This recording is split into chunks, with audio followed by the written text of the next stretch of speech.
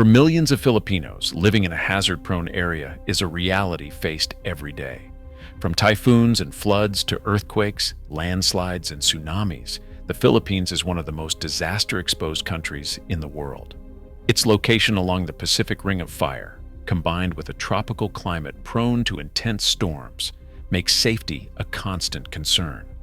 In this countdown, we explore the top 10 most unsafe places to live in the Philippines in 2026, considering geological hazards, natural disasters, and climate vulnerabilities. We will dive into why these regions are exposed, their history of destructive events, and what residents can do to prepare. If you think Filipinos are always ready for disaster, type prepared in the comments. By the end of this video, you will discover which cities and provinces face multiple natural hazards and how residents survive when typhoons, earthquakes, and floods strike at the same time. This knowledge could make the difference between safety and disaster. Let's begin. Number 10, Batanes. Batanes is the northernmost province of the Philippines. It is a place of breathtaking scenery, but it comes with a high price. Its islands face the full force of Pacific typhoons almost every year. Winds often exceed 200 kilometers per hour, flattening structures, uprooting trees, and tossing vehicles like toys. Storm surges threaten low-lying coastal villages, and waves can reach up to 5 meters during the strongest typhoons. Batanes also sits near offshore trenches, which exposes it to earthquake hazards. While the population is small, infrastructure is vulnerable, and evacuation routes are limited by the island's geography. Residents rely heavily on early warning systems, typhoon-resistant homes, and community drills. In a province where nature dominates, planning ahead is literally a matter of life and death. Region number 9, Tacloban City. Tacloban City in eastern Visayas is etched in history as the site of Super Typhoon Haiyan, one of the strongest storms ever recorded. Winds exceeded 300 kilometers per hour, and a 7-meter storm surge devastated the city, killing thousands and destroying homes, hospitals, and roads. Even today, Tacloban remains vulnerable. Coastal neighborhoods are still susceptible to flooding, and new typhoons may bring heavy rainfall and storm surges. High-density areas with poorly built housing face extreme risk. Preparedness measures such as elevated evacuation shelters, early warning alerts, and emergency kits are essential. Living here means respecting the sea's power and planning for the next storm. Area number 8, Metro Manila. The National Capital Region is the heart of the Philippines, but it is also one of the most disaster-exposed areas in the country. Manila and surrounding cities sit on soft alluvial soil and reclaimed land, which amplifies shaking during earthquakes. The West Valley Fault runs along Metro Manila's eastern edge and is capable of triggering a magnitude 7+ earthquake. The Manila Trench offshore can generate strong seismic waves and tsunamis. Earthquake shaking and tsunami risk combine with other threats. Flooding is another major concern. Heavy rainfall from typhoons, poor drainage, and rising sea levels threaten low-lying neighborhoods. Liquefaction risks reach up to 80% in certain districts, meaning buildings could sink during a quake. Dense population, aging infrastructure, and high-rise buildings amplify the hazard. Residents need evacuation plans, go bags, secured furniture, and continuous community preparedness programs. Place number 7, Cagayan Valley.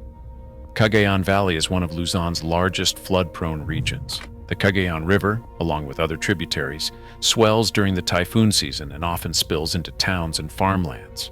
Floodwaters can reach waist-deep in urban centers, causing property damage, displacing thousands, and contaminating water supplies.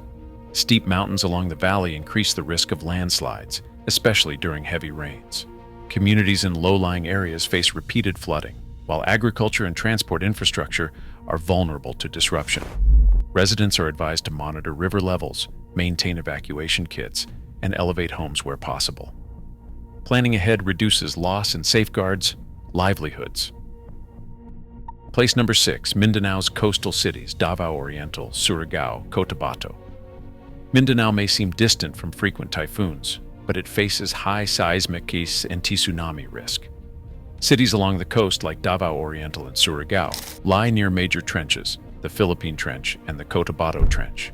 In 2025, a magnitude 7.4 earthquake shook the region, causing landslides, road blockages, and panic among residents. Tsunamis remain a serious concern.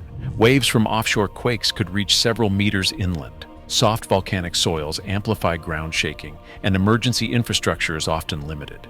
Communities must rely on evacuation to higher ground, early warning systems, and reinforced buildings to survive seismic events. Even areas far from Luzon's typhoon path must respect the power of the earth beneath them. Province number 5 is the Cordillera Administrative Region, including Baguio and the mountain provinces. The highlands of northern Luzon are breathtaking, but the steep slopes make landslides a constant danger. Cities like Baguio sit on fault zones and fractured mountainous terrain. The 1990 Luzon earthquake serves as a tragic reminder. Landslides buried homes and blocked roads, killing over 1,000 people. Heavy monsoon rains further destabilize slopes. Limestone and volcanic rock amplify earthquake shaking. Urban expansion, deforestation, and road construction increase landslide susceptibility. Residents should know safe evacuation points, avoid slope edges during storms, and maintain emergency supplies. Living here requires constant vigilance against both rain and tremors. Eastern Luzon and the Bicol region, including provinces like Catanduanes and Albay, are typhoon gateways, frequently bearing the first landfall of Pacific storms. Mayon volcano in Albay adds volcanic hazards. Eruptions can trigger lava flows, ashfall, and lahars during heavy rains. Typhoons bring torrential rainfall, flooding, and coastal erosion. Communities in low-lying areas face storm surges and disrupted transportation. Historical eruptions have destroyed infrastructure and agriculture repeatedly. Residents benefit from volcano monitoring systems, evacuation drills, and structurally reinforced homes to survive these overlapping threats. Number 3, the Visayas Islands, including Leyte, Samar, and Cebu. The central islands of the Visayas experience typhoons, floods, and earthquakes. Visayas communities face repeated storms and seismic activity. Tacloban and Leyte were nearly obliterated by Haiyan, and Cebu sits along the Cebu fault system, subject to seismic tremors. Reclaimed areas, including Mactan, carry elevated liquefaction risk that can amplify damage. Tsunamis from nearby trenches can reach coastal cities. Dense population centers, ports, and heritage structures face elevated risk. Residents need clear evacuation plans, secured properties, and regular community drills. In the Visayas, hazards converge, making risk awareness critical for survival. Region number 2, small island provinces. Small islands like Sulu, Basilan, and Guimaras are exposed to typhoons, storm surges, earthquakes, and sea level rise. Limited land area restricts evacuation options, and infrastructure is often sparse. Strong winds can destroy homes, and tsunamis may inundate entire coastal villages. Isolation complicates disaster response and relief efforts. Residents rely heavily on early warning alerts, community coordination, and storm-resistant construction. Living on these islands means balancing the beauty of isolation with the harsh realities of nature's power. Province number 1, Metro Manila and the surrounding National Capital Region. Finally, the most unsafe area in the Philippines is Metro Manila and its surrounding cities. Here, earthquakes, floods, and typhoons intersect, creating a perfect storm of hazards. The West Valley Fault and the Manila Trench threaten major earthquakes and potential tsunamis. Reclaimed land and soft soils amplify shaking and liquefaction, especially in Manila, Taguig, and Muntinlupa. Annual typhoons bring heavy rain, flooding, and landslides in surrounding areas. Dense population, critical infrastructure, and traffic congestion exacerbate disaster impacts. Preparedness measures such as evacuation routes, go bags, family plans, reinforced buildings, and early warning systems are vital. In Metro Manila, awareness and planning are the most powerful tools against disaster. Across these regions, one thing is clear: the Philippines' beauty comes with immense natural power.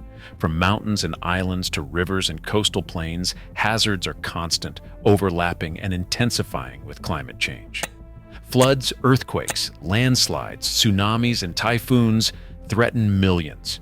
but preparation, planning, and community resilience reduce casualties and damage. If this video opened your eyes to unsafe places, don't stop here. Watch our next video on 10 rivers in the Philippines that could flood without warning, and see which waterways could put millions at risk in an instant.